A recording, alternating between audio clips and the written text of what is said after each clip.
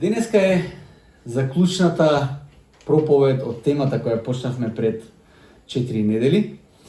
И темата се вика зборови на дело. Зборувавме многу нешта. Јас не знам дали се сеќавате, но дефинитивно сега ќе се подсетиме малци за да фатиме некако, знаете, овој залето да го фатиме и да завршиме на една висока нота, на една, верувам дека да завршиме еден императив за тоа што значи да се биде христијанин, што значи зборовите се преточат во дело. Што значи да го живееме христијанскиот живот и тоа да се примети, да се види. Дури и никој да не те праша кој си и што веруваш, да го примети твојот живот, како е манифестира таа Божја благодат. До сега зборувавме за многу нешта кои не искрено предизвикуваат на многу начини.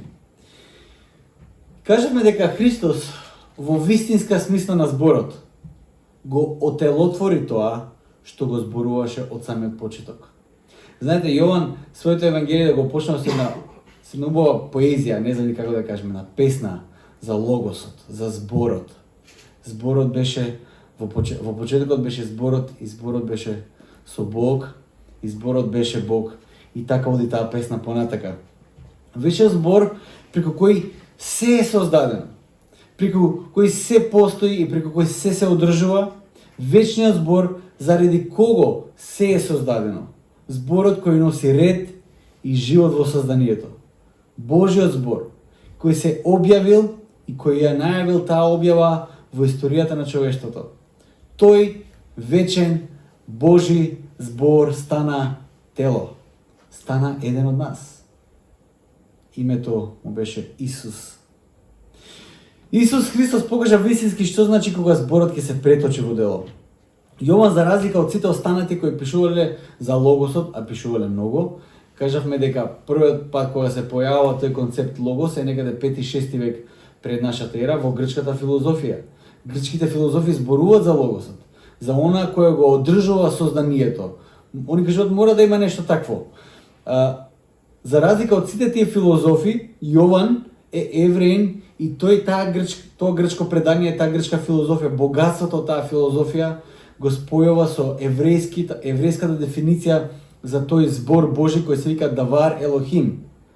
И Јован тоа не го пишува како филозоф или како пророк, што е многу важно. Кажавме дека Јован тоа за логосот, за Давар Елохим, за тој зборот Божи, пишува како сведок. А тоа е исклучителна важност. Оној кој седел со оној кој го отелотворил она за кое другите само мечтаели и мудрувале и зборувале, тој јадел и пиел со тој некој. Тој јадел и пиел со логосот, со зборот, со вечниот Божи збор. Ги слушал неговите зборови. И во моментот на последната вечера, кога седеле заедно апостолите со Исус Христос во таа соба, кога ја споделувале таа последна вечера, знаете, кога сега ќе кажам последна вечера, можеби ќе ви текне некаква вечера кога седите со столчиња, маси. Не знам дали сте гледале македонски народни приказни. Кога се седи на синијата. Знаете што е тоа? Синија. Тоа е вајда некој од локалното подрачје од кај доаѓам јас. Синија е она ниска масичка околу која седат сите и устави се седи вака на земја, се седи, не на столче. И кога седиш така, не е можно да не се подпирате еден на друг, не е можно да не се допирате, не е можно да не се кошкате, да лежите еден врз така.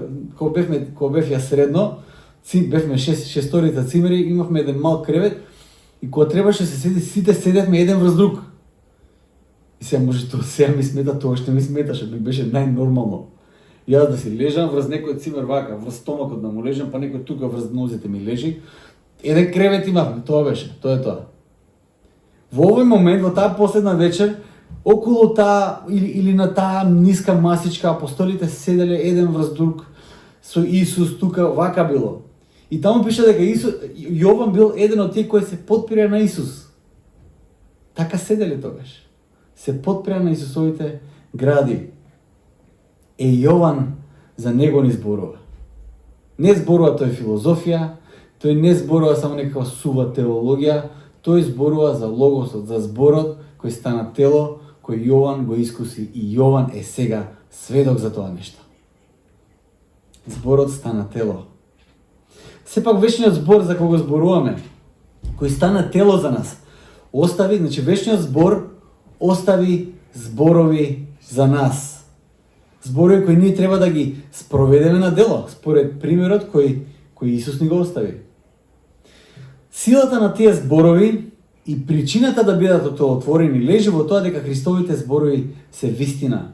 Затоа неговите зборови се важни. Не затоа што се комплицирани зборови, не затоа што се убаво подредени, тие и се естетски убави кои ќе ги видиме сите зборови кои Исус ги кажал и како читаме проповедта на гората, посебно ќе видите значи што ви зборам за естетика во зборовите, но важноста на Исусовите зборови е затоа што тие се вистина. Тука лежи целата тежина на тие зборови. Вистината е толку важна за Христос. Има и зошто? Зашто тој тврди за себе дека тој е вистината. Тој не е само показател према вистината, сите религиозни водачи, сите до еден, кажале, јас покажувам према вистината. Исус исклучително кажува, јас сум вистината. Така да во христијанството, ако сакаме да ја спознаеме вистината, тоа не е сет на информации, тоа е личност која треба да се спознае. Тоа е вистината. Христос кажува, јас сум самата вистина. Доколку сакаш да дојдеш до вистината, ќе мора да дојдеш до Него. Не преку вистината до Него, преку Него до вистината. А кога ќе дојдеш до Него, ќе разбереш дека тој оставил зборови на вистина, кои за да станат вистина, ќе мора да бидат отелотворени. На тоа не предизвикува Исус. Не предизвикува сите тие зборови кои тој ги кажува за нас, да ги примениме, да станат реални во нас. Неговите зборови, се полемика малку правам, неговите зборови за да бидат вистина и да родат плод во тебе, ќе мора да го следат неговиот пример на дело. Неговите зборови во тебе треба да се претворат во дело, во твојот живот треба да протечат.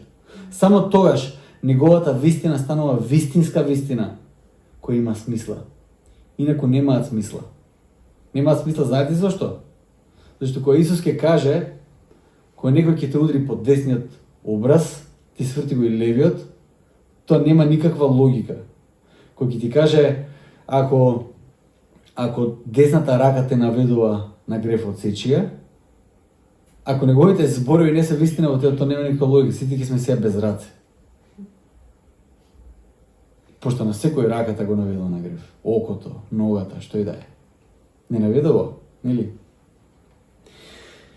Иако досега кажав многу нешта за вистината и за тоа дека христијанската вистина е отелотворена, а не абстрактна вистина. Знаете, имате абстрактна вистина. Да збориме сега за не знам, нешто кое не може ни да се допре, ни да се види, ништо, само така абстрактна, за абстрактна вистина збориме. Христијанската вистина е отелотворена вистина. Отелотворена преку личноста Исус Христос во историјата. Сепак, теолошки тоа може да го видиме и кај апостол Павле и на начинот на кој тој пишува голем дел од своите посланија до црквите.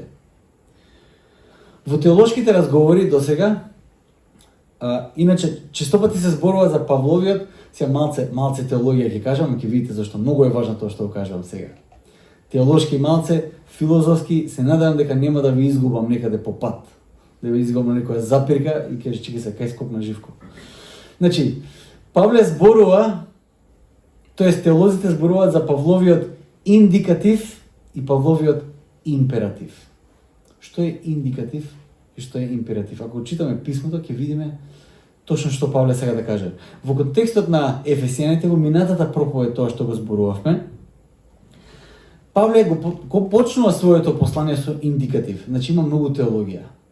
Павле кажува кој е Бог, кој е Исус, кој сме ние во светло на Бог, кој сме ние како созданија во светло на Бог, кој сме ние како откупени преку крстот во светло на Исус Христос.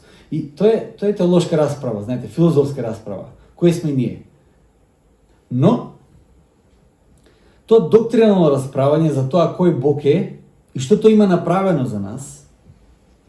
И во тој контекст Павле продолжува со индикативот, го продолжува со императив, кој ние треба да бидеме врз основа на тоа кој Бог е и што тој има направено за нас. Тоа е императив. Тој почнал да, ние го имаме тој идентитет, но сега вика Павле, сега, живее го тоа што ти иначе по благодат си. Господ ти искажал милост, те повикал, ти си негово дете, си го прифатил тоа, сега, императив. Живее го тоа. Индикатив е да разбереш кој си ти, кој е Бог, императив е да го живееш тоа што Господ го има дадено за тебе. Живе го животот достоен според повикот кој го имате. Така Павле им кажува на ефесијаните.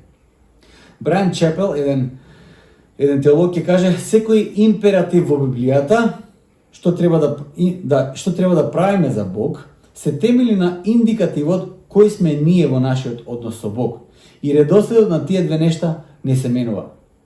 Со други зборови, што христијаните прават се темели на тоа кој ние сме веќе во Христос. Ние сме послушни затоа што Бог не возлюби и не соедини со Него преку Неговиот Син. Ние не сме соединети со Бог, ниту ние го прислуваме да не сака, затоа што ние сме му послушни. Гледате разликата? Што значи тоа? То не значи дека ние ќе пристапиме вака на Бог. Сега јас ќе бидам послушен, ќе правам некои нешта и затоа ти, Боже, за возврат немаш опција а да ме благословиш или да ме спасиш. Немаш опција.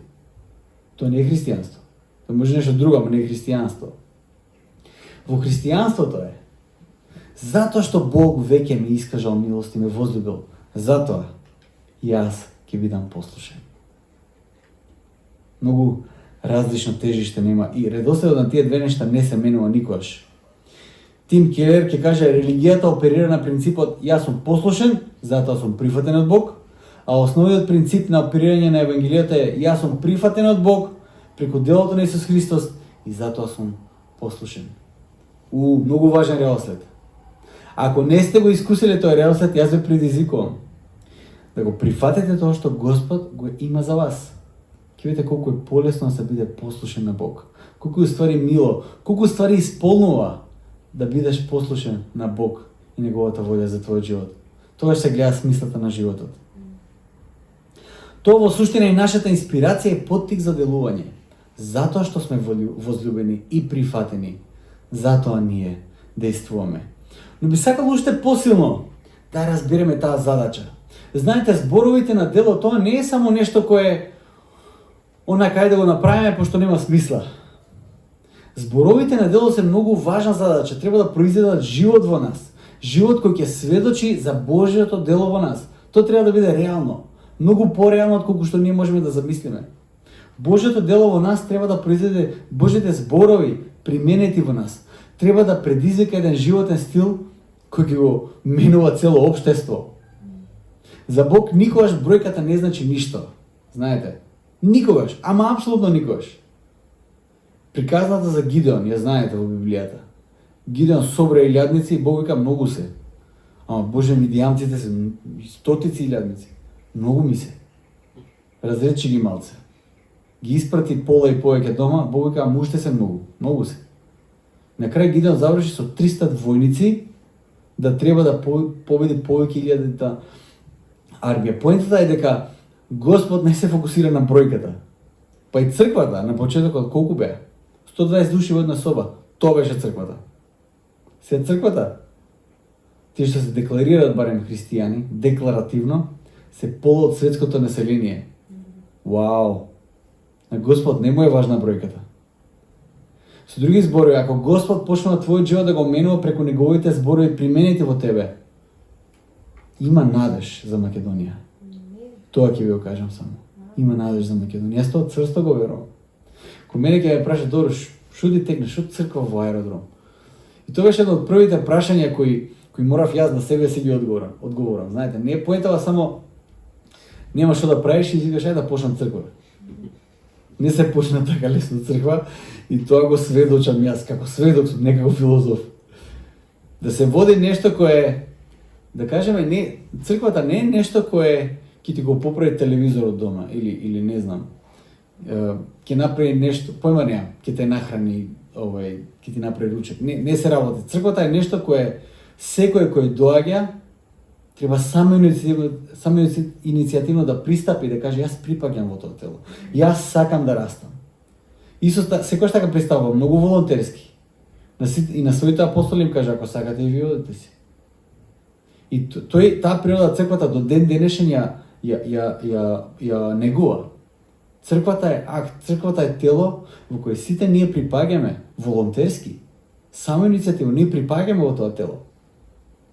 Од почнување тука локална црква беше затоа што јас сум цврсто и стварно убеден дека има надеж за Македонија. Сериозно го мислам тоа. Јас не се впуштам веќе во тој дискурс за безнадежност. Другите земји сите се подобри, освен Македонија. Не го верувам тоа. Македонија може да биде супер. Почнува од мене и од тебе. Сериозно го мислам тоа. И затоа имаме ова локална црква тука, затоа што верувам дека Господ кој ќе дојде во нечие срце, кој ќе трансформира еден по еден, така се трансформира целото општество. Божите зборови во секој поединец кој ќе предизвикаат трансформација. Сакам да ова, како да кажем, ова серија завршиме со една многу важна работа. Со нашите изјави кои ние ги кажуваме, нашите зборови кои излегуваат од нашата уста. Да поставиме едно прашање, дали ние тие зборови ги веруваме? Секој збор, секоја исповед која излегува од нашата уста, дали тие зборови ние ги веруваме? Дали зборовите кои ги кажуваме се само празни, научена фарса која само повторуваме, или се вистински зборови на вистинска вера дека тоа е тоа? За денес ќе прочитам неколку стихови од последната глава од Библијата, Откровение 22 глава, ќе прочитам 7, 12, 13, 16 и 20 стих. Тоа во суштина се последните зборови на Исус, кои ги кажа во Библијата. Ако имате Библија во која Исусовите зборови искажени со црвени букви, тие ги видат последните црвени букви кои ги видите во Библијата. И слушнете што Исус кажува. Многу мокни зборови. Еве, доаѓам скоро. Блажен е оној кој ги пази пророчките зборови на оваа книга. Блажен е оној кој ги пази пророчките зборови на оваа книга. 12 стих вели вака. И еве, ќе дојдам скоро. Повторно. Доаѓам наскоро. И платата моја е со мене, за да му дадам на секого според делата негови. И ова е јако. Јас сум Алфа и Омега. Првиот и последниот, почетокот и крајот. 16 стих вели. Јас, Исус, го испратив својот ангел да ви го посведочи ова по црквите. Јас сум корен и род Давидов, сјајната звезда Деница. И 20 стих збори вака. Последните зборови на Исус. Зборува оној што го сведочи ова. Да, ќе дојдам скоро. Амин. Да, ќе дојдам скоро. Јас сум Алфа и Омега. Јас сум почетокот. Јас сум крајот. Јас се враќам скоро. Доаѓам. Живете ова што ви го кажав, бидејќи скоро се враќам. Јас сум почетокот и јас сум крајот, не заборавајте. Тие се силни зборови кои одекнуваат на крајот на Библијата. Тука се темели целата наша надеж. Целата наша надеж. Што кажуваат овие зборови за Исус? Овие зборови за Исус кажуваат дека тој воскресна, дека тој отиде и дека тој ќе се врати. Тука е целата наша надеж. Ние не сме хуманисти да веруваме дека човекот во суштина е добро битие, супер човече, и да ги вреднуваме работите сами по себе такви какви што се. Ние сме, да кажеме, поблиску до реалисти. Во човекот извира многу страшни работи. Многу страшни мисли, дела, што и да е. Таков е човекот. Значи, добро е само се погледне 20-тиот век и ќе видите што е човекот. Колку зло има направено човекот. Што се извира од човекот. Ние сме реалисти по тоа прашање. Но ние не сме реалисти во кои кажуваме затоа, за човекот нема фајде, ние кажуваме не и ние имаме надеж. Зошто? Затоа што Исус не откупи, не посвети, можеме да добиеме трансформација и тој ќе се врати. ние во таа смисла на збор, ние сме реалисти и надежни реалисти. Христовите зборови се силни зборови кои одекнуваат. Исус тврди дека целата власт му е дадена на него, нема друг. Целата власт е на него дадена. Исус тврди дека тој е почетокот, дека тој е крајот. Сте размислили за овие зборови? Јас сум почетокот, јас сум крајот, точка. Секој кој се прави важен во овој свет е мала шала, точка. Кој да е тоа? Со колку и пари да има, со какви власт да има, мала шала. Исус тврди дека тој е семоќен и дека се е создадено за него. Преку него и за него се е создадено. Исус кажува дека тој се уште владее и дека ќе владее во вечноста. Исус кажува дека се победени веќе сите сили, секоја власт клекнува пред него. Точка. Во тој случај, било каква друга дефиниција за Исус, освен таа што тој ни ја дава, не соодветствува со неговата личност и тврдењата кои тој ги има за себе. Секоја друга дефиниција за Исус дека е, тоа К.С. Луис многу добро го кажува, дека тој е добар учител, пророк, добро човечко битие, не соодветствува. Не. Или можеш да го прифатиш како Божи син, кој има апсолутна власт, или никако другачие. Исус не ни е оставил простор за ништо друго. Кога тој не повикува да го следиме, тој не повикува да се заборавиме себе си, да го тргнеме по страна своето јас. Се што си ти, треба да го тргнеш по страна. Да го земеш твојот крст и да го следиш безрезервно. И па било кој друг да го побара тоа од тебе, треба да биде луд тие зборови да ги каже. И треба да биде уште полуд, дека ти ќе ги веруваш тие работи, ќе ги исполниш. Овака наслепо. Исус тоа го очекува од неговите следбеници. Остави си себе си на страна, земи го твојот крст и следи ме. Тие се тешки зборови. Тој не повикува да се откажеме од нашата сопствена волја. Тоа е уште потешко да се прифати. Да се откажеш од твојата сопствена волја и да прифатиме неговата волја за нас. Да биде нашата волја за нас. Неговата волја да стане наша волја за нас. Тие се тешки чекори во животот. Јас намерно ставам тежина на тоа сега што го зборувам. Затоа што она што Исус не повикува да го правиме и да го живееме, тоа не е едноставна работа. Да се биде христијанин, јас секогаш кажувам, е најхрабрата одлука која можеш да ја донесеш во животот. Најхрабрата работа е тоа. Да се биде христијанин. Многу тешка работа е тоа. Но е многу благословена работа. Како и сите прекрасни и убави, најблагословени работи, кои се понекогаш многу тешки да се здобијат, нели? Што значи да се биде христијанин? Што мислевте вие? Што значи покајанието? Понекогаш кога кажеме покаяние, тој збор овака не излегува, се каеме, нели? Што значи покаяние? Дали сме размислиле малце што значи покаяние? Покајанието е акт во кој за сите твои погрешки и греови најзагрижената страна е Исус.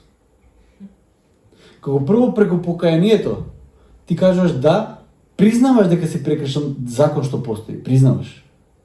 Не твој закон, закон што постои си го прекршил. И најзагрижената страна во сите твои грешки и погрешки е Исус. Ти пред него се исповедаш и бараш простување од него, бидејќи во конечност твојот грев, без разлика врз кого и да бил насочен или направен, најповредената страна во сите гревови е Бог. Трајче мене ми изгреши и ме повреди. Така. И Трајче, окей, мене ќе ми каже, извини жиле, јас ќе го кажам, нема проблем Трајче, но сепак најзагрижената страна во оваа повреда е Бог, затоа што Божиот закон е прекршен. Тоа го забораваме. И тоа е покаяние. Неговата волја е погазена, неговата љубов е изневерена. Затоа тоа е најзагрижената страна. Да се биде христијанин значи да се прогласи сопствена капитулација, само предавање и прифаќање на волјата на некој друг, тоест Божјата волја за твојот живот, целосно предавање на него.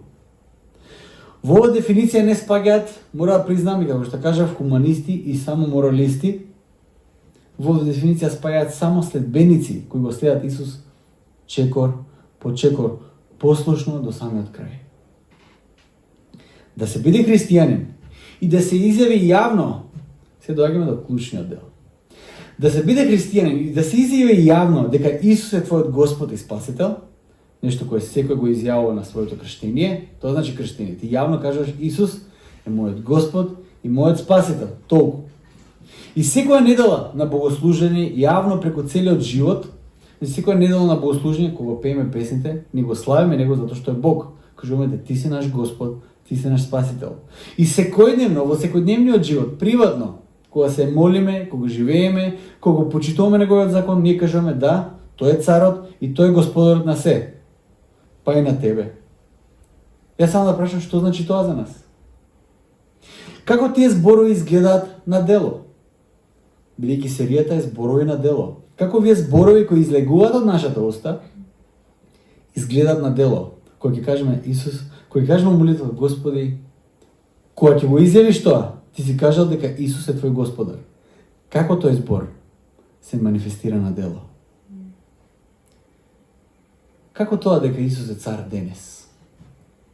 Ние не живееме во царштина, така да не знаеме што значи да се има цар. Ние си ги бираме нашите власти секоја, не знам, не четврта, малце почесто ги бираме, се растурат влади и ово, има предвремени избори стално, но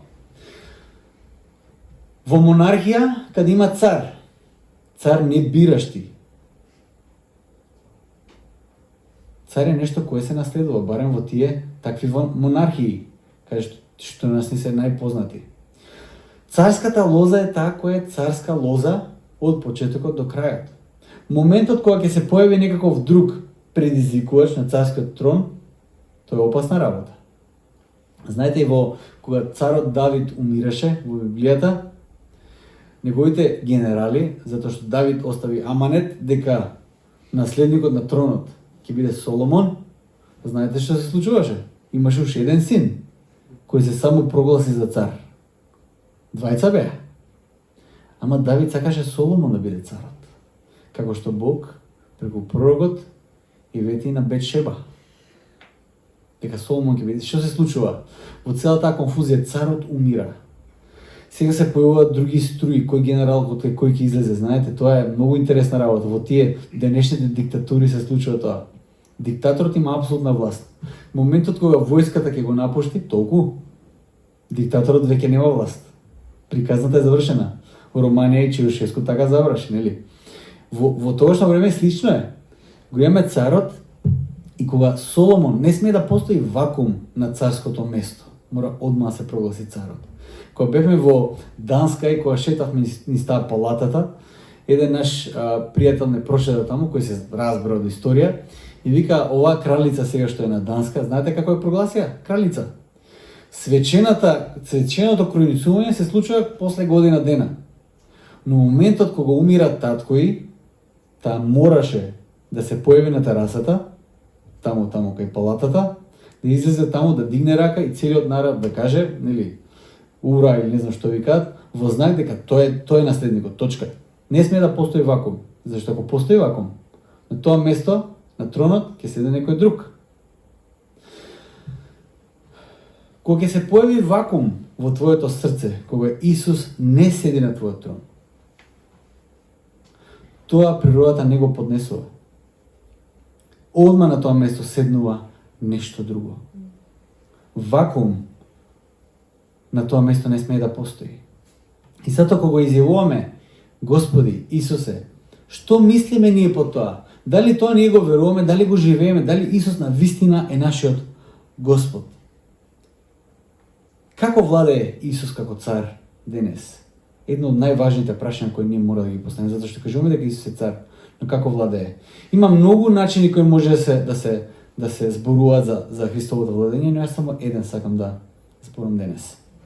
Исус владее преку нас. Еден од тие аспекти на неговото владење. Во целата дискусија за тоа како светот оперира, како одговараме на прашањата за состојбата во светот, па дури и страшното прашање за злото во светот, зашто постои злото, Бог е добар, нели? Не смееме никогаш да го заборавиме најважниот факт или најважниот дел од служувалката. Дизајнот на овој свет е многу важен. Како Господ го создал овој свет.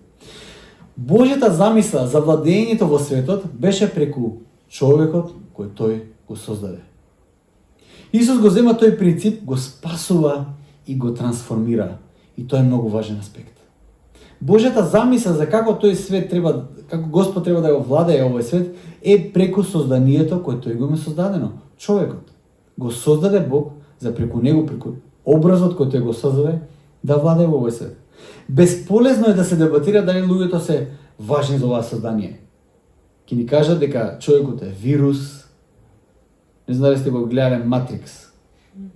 Многу јак муабет има помеѓу овој, како се викаше, главниот Морфеус и овој што е Смит, што е? Не Смит, овој што е еден од тие детективите, што ги бркаат на овој компанија. И он вика, човекот, нели, пошто тој е компјутер се, вика човекот е вирусот на овој свет. Треба да се истреби за овој свет да процвета. И знаете што, многу гласови ќе чуете и денешно време, дека ние сме вирусот, ние го уништуваме светот. И знаете што? Ако не го живееш Божиот образ како што треба, на вистина стануваш вирус за овој свет. Затоа што човекот е спремен за многу нешта. Луѓето се способни за прекрасни нешта и за страшни нешта. Истото битие може да искомпонира 9-та симфонија на Бетовен, Ода на радоста, и може да направи бомби. И истото битие. Луѓето кои се способни да направат соба за тортура, градат и болници за лекување. Вокацијата која луѓето ја имаат од битие прва глава, од првата глава на оваа свето писмо, тие се носители на Божиот образ преку кој Бог има намера да владее со светот. Тоа е Божјата намера. Да владее со овој свет преку неговиот образ. Луѓето се витален дел од Божиот проект за неговото царско владење. Затоа крстот во овој момент на Исус беше толку важен, зашто човекот падна во грев и немаше начин како човекот да се издигне на таа платформа и на таа вокација и да владее со овој свет. Затоа крстот е толку многу важен. Преку крстот Исус ги спасува луѓето за да преку нив тој да може да владее со светот на нов начин, на начин на кој тој од секогаш планирал да владее со овој свет. Затоа тука е важен зборот обнова. Исус носи обнова на ова создание. Исус носи обнова во твоето срце, во твоето битие, за да бидеш нов човек, преку кој Господ ќе продолжи да владее понатаму. Тоа е причината зашто на самиот старт од неговата мисија во светот, тој повикува луѓе да одат со него и да му помагаат. Знаете, во Евангелијата една од првите приказни е моментот кога Исус ги бира своите апостоли. Дали Исус можеше сам да проповеда? За проповед не ти треба многу луѓе, нели? Еве јас тука стојам, нема 12 апостоли околу мене, можам да проповедам сам. Но Исус имаше многу поважна мисија, во која не сакаше сам да ја врши. Тој повика 12 апостоли да бидат сослужители во неговата мисија. И мисија која ќе однесат понатаму. Прашањата како зошто сега Бог сам не направи вака или така, имате многу прашања такви. Зошто Бог сега не го тргне целиот вирус?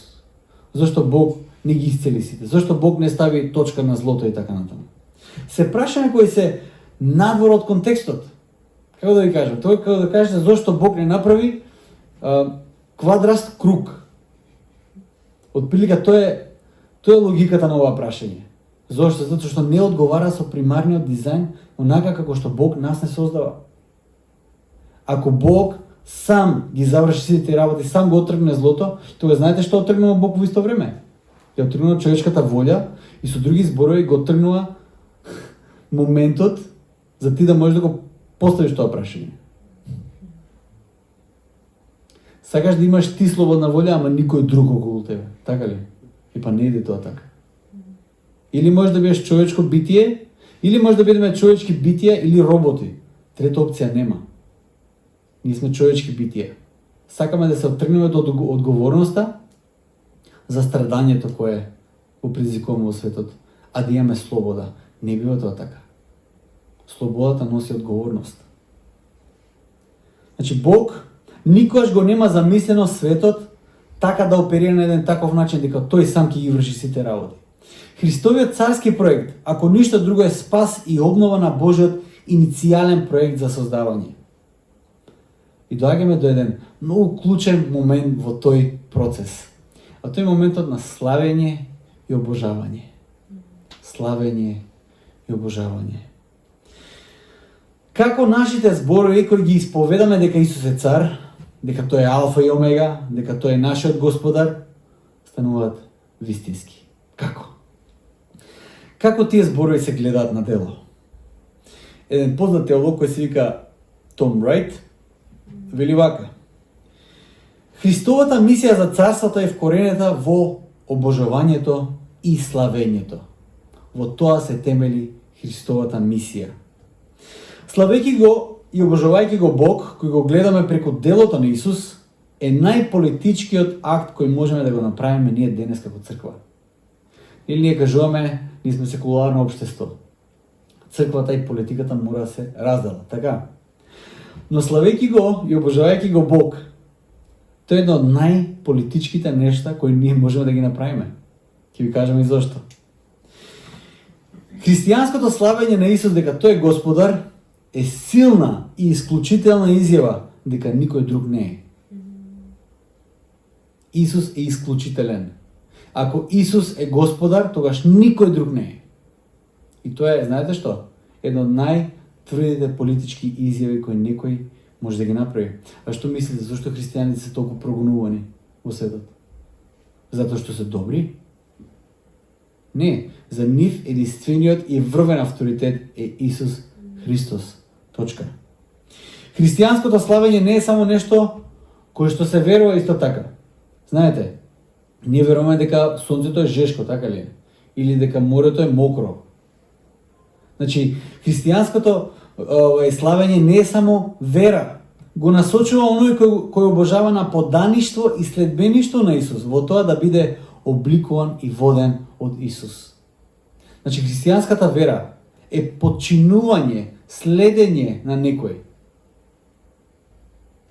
и обликување во твојот живот. Славејќи го Бог во Исус, го насочува целото наше битие, нашата имагинација, нашата волја, нашите надежи и нашите стравови надвор од светот во кој живееме. Знаете кој е светот во кој живееме? Светот во кој живееме ние е светот на Марс, Мамон и Афродита. Тоа го кажува N.T. Wright. Тоест, насилство, парите и сексот во овој момент имаат апсолутни барања и очекувања од секого. И го казнуваат секого кој ќе се спротивстави на овие работи. Тоа е светот во кој живееме. Нашето обожавање не води во свет каде љубовта е посилна од смртта. На сиромасите им е ветено царство и воздржливоста е нешто што ја рефлектира Божјата светост и верност. Многу различен свет. Многу различен свет. Славењето и обожавањето би требало да создаде, доколку постои во вистинска форма, заедница која маршира во еден поразличен ритам од остатокот од светот.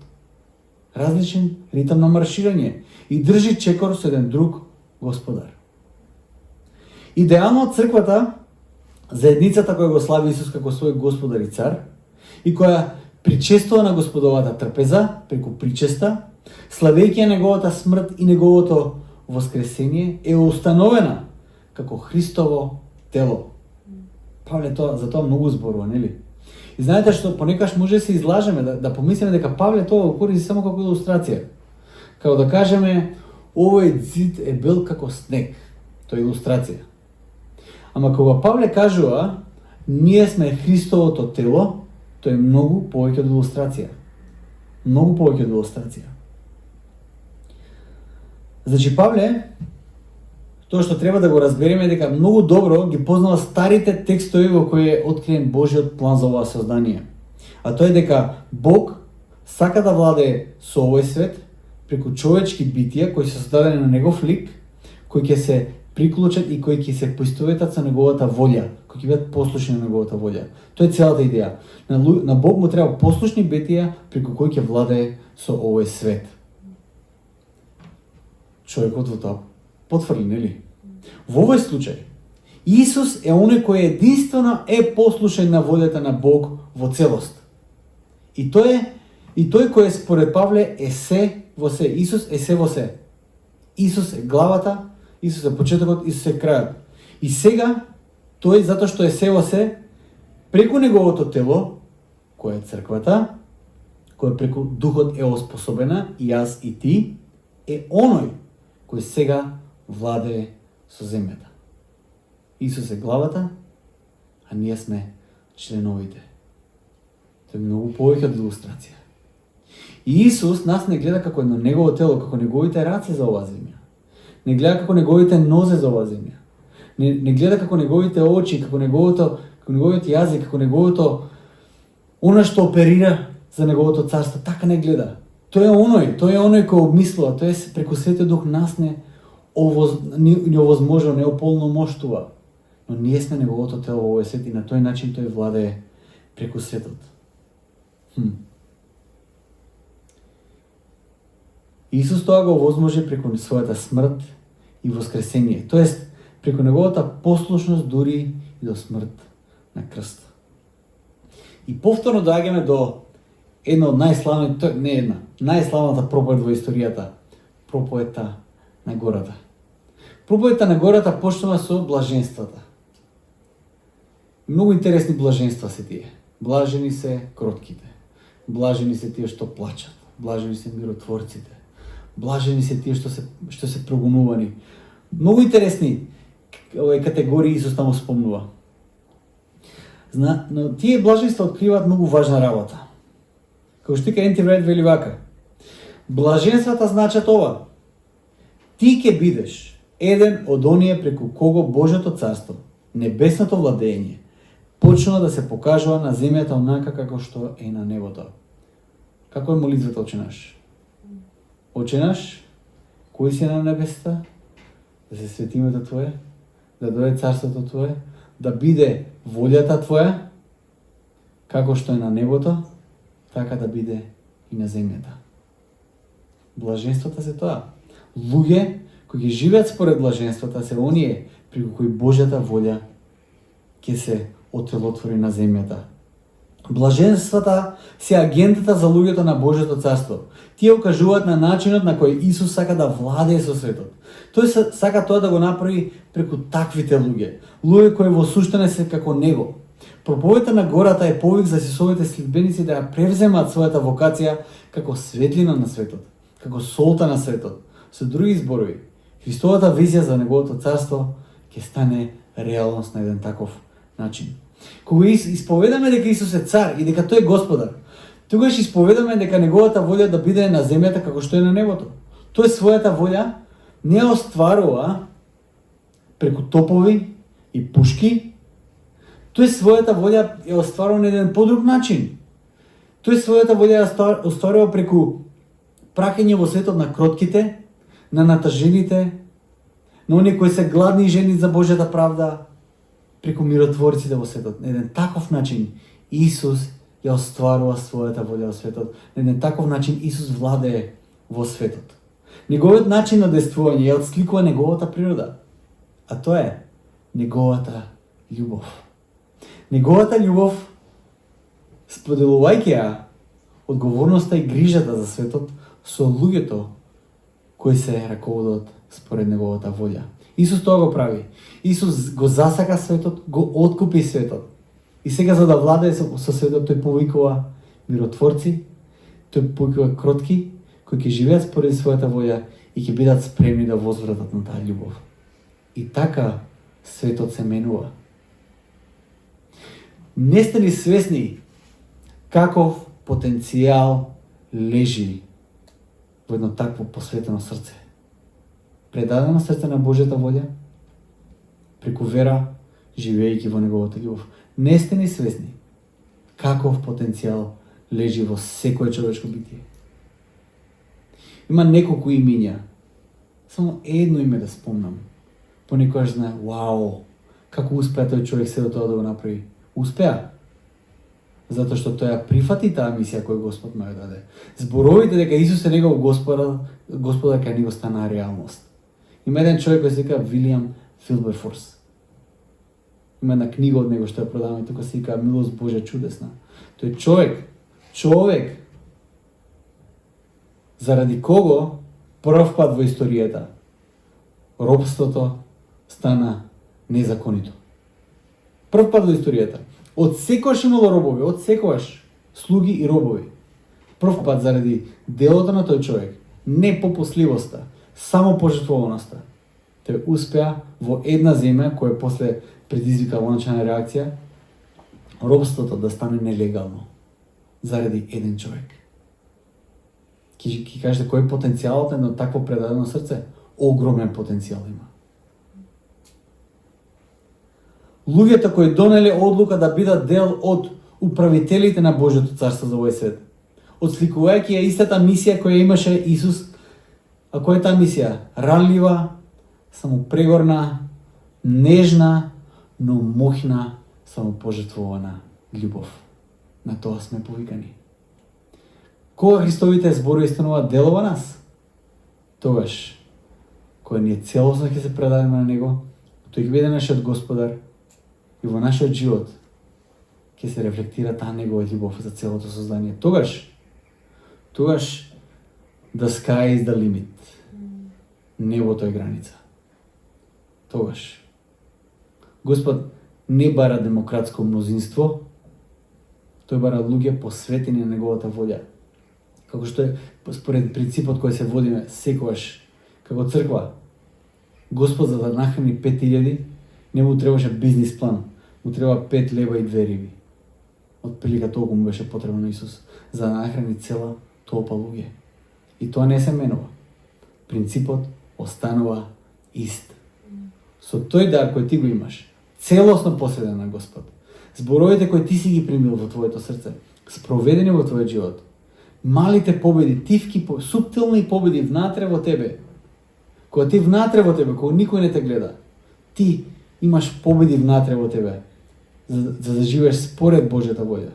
Тогаш, во тие моменти се семењата, е семето за огромните победи, за огромните трансформации во целото општество.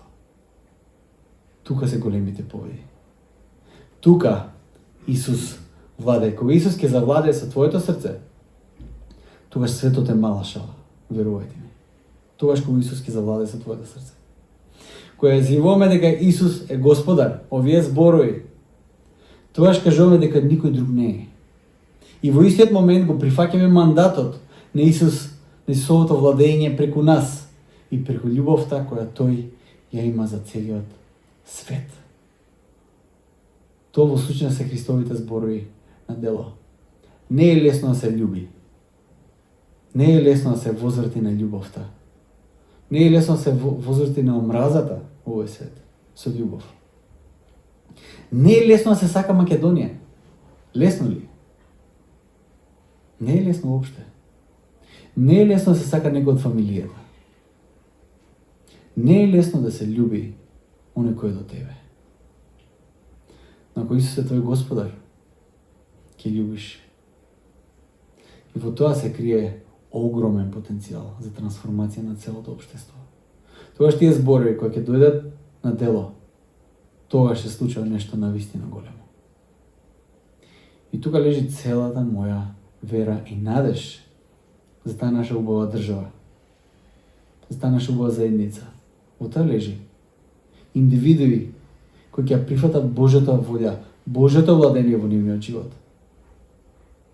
Ќе клекнат пред Него, ќе одговорат на таа љубов која Исус има за нив.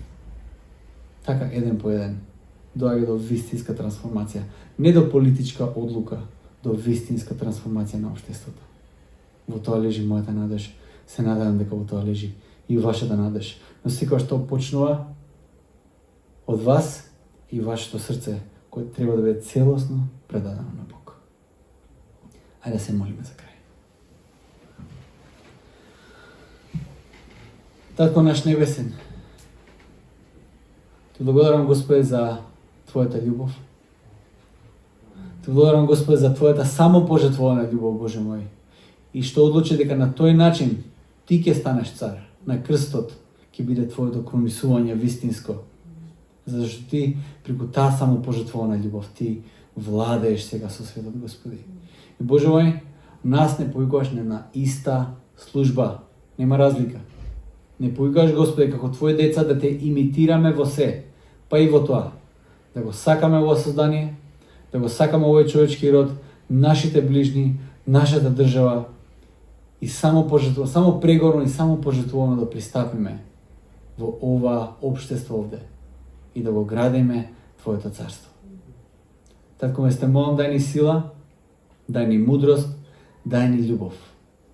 Господи, потребен си ни повеќе од било кога. Остани со нас, Господи. Амен. Амен.